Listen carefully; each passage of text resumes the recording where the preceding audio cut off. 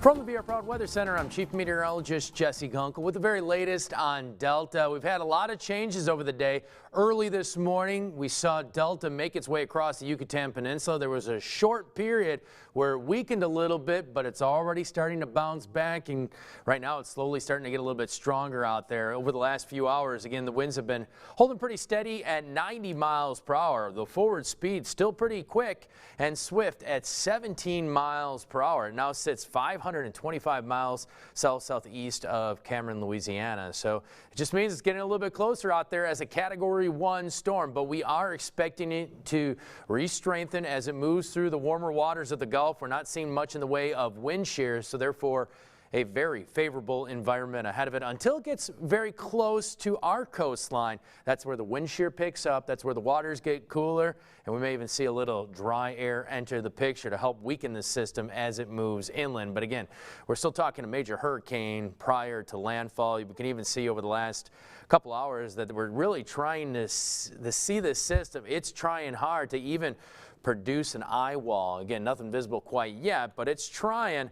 And as you see, it's going to take a little while for the storm to ramp up, but by tomorrow morning, potentially already a Category 2 storm with winds at 110 miles per hour. Come Thursday, winds up to 120. That puts it back to Category 3 strength. That is a major hurricane. Friday at 7 a.m., getting closer to the northern Gulf Coast, Category 3.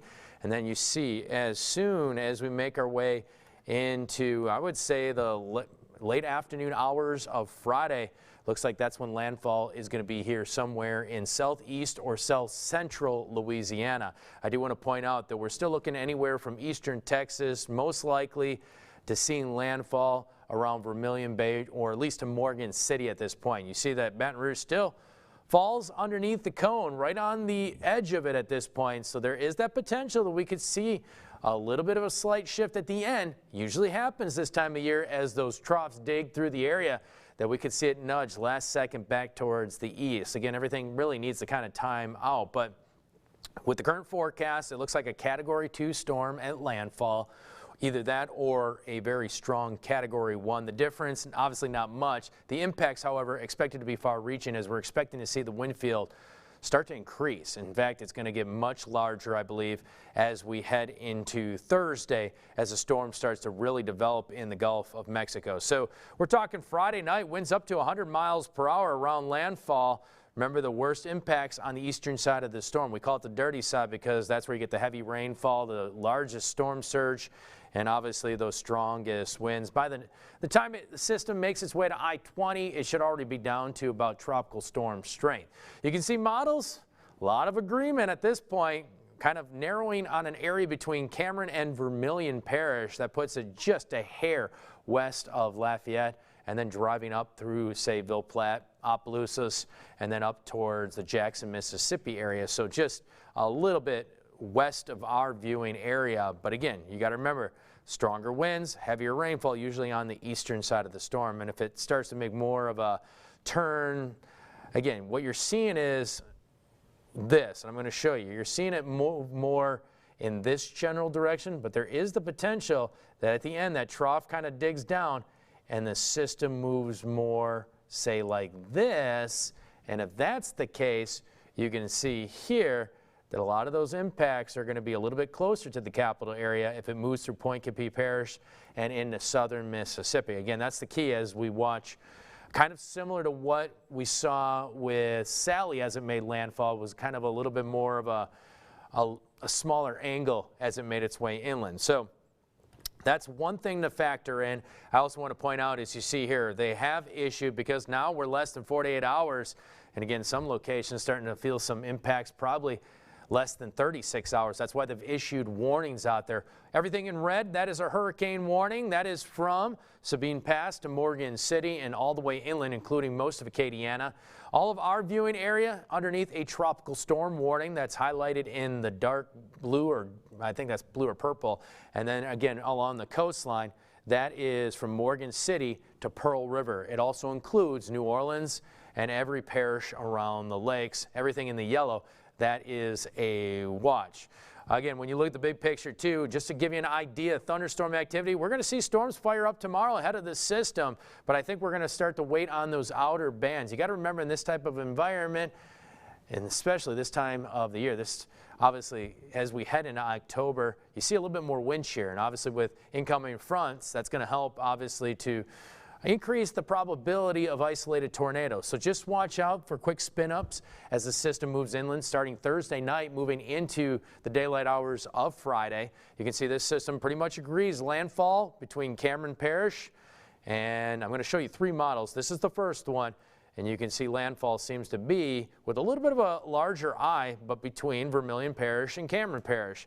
And then as you see, it kind of moves through at a steady pace, finally clearing our area as we head into late Saturday going into Sunday. Here's another one, and you see this one just a hair further west, but moving pretty close to Cameron and Vermilion Parish, and then driving up eventually towards the northeast through the state, could clip Monroe. So again, you can see the track there is a little bit further west. And then again, to show you one more model, and same scenario. You can see it right around Cameron and Vermilion Parish, just around the Acadiana area, or just slightly west of the Acadiana, between there and Lake Charles, is going to be the target zone. And then obviously it kind of drives through the area at this point. So again, a lot can obviously happen in the coming days because again, the system really needs to develop a little bit, deepen, and increase its size as it moves forward through the Central Gulf. So really the next 24 hours are going to play a big and a crucial role as to the final impacts of this system. You see tropical storm force winds for the Baton Rouge area. We're pretty much in the likely category, especially right along the Mississippi River and just west of there, Acadiana, definitely.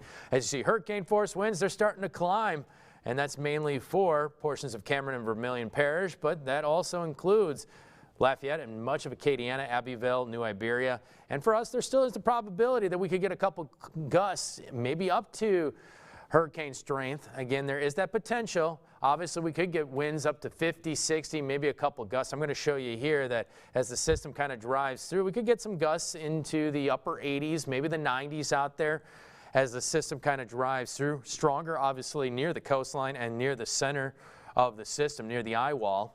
And then it kind of drives through here. You can see how the wind field, and I'll step that back just a little bit because I do want to show you how large that wind field gets. Right now, again, you're looking at tropical storm force winds extending roughly about, I believe it's about 120 miles from the center. Well, obviously that may even increase as the system gets larger, and we're seeing hurricane force winds about 35 miles from the center. So that will definitely change. I'm going to show you this too, and again, this is just our in-house model, but you can see right now as the system makes landfall, Abbeville could see winds 100 plus, maybe even 110 plus possible. We're talking just shy of 100 in Lafayette, even very close to that in the Lake Charles area.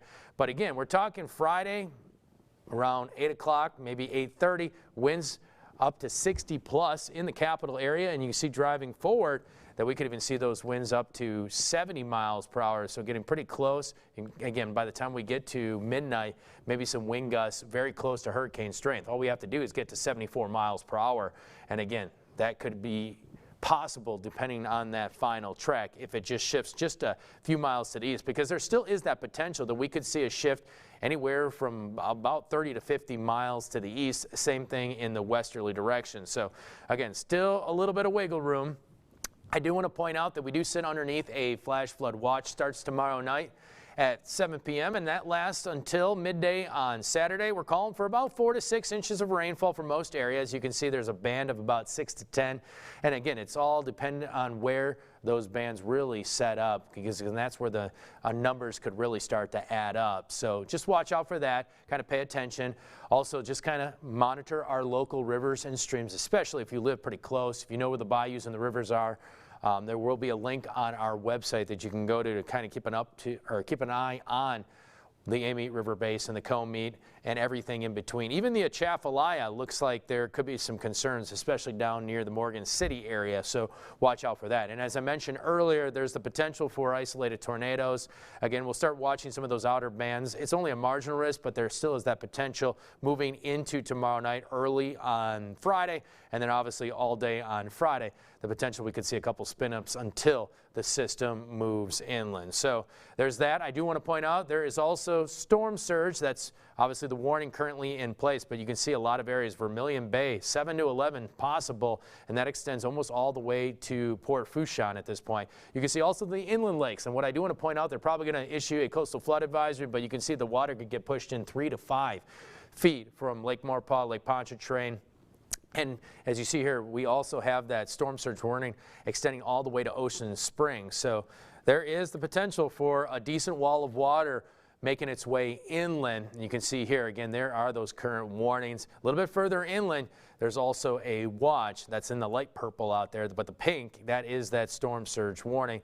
That's from Sabine Pass all the way to Ocean Springs, Mississippi. And just give you an idea, be on the lookout if you live in Pierre Part, if you live down in Morgan City, New Iberia, for that potential flooding, as that water could be making its way inland. So what you need to do right now, you still got a lot of time to prepare. You've got about another 24 hours before we start to see some real impacts out there. So again, just do what you need to do. I saw a lot of people with inflatable decorations for Halloween.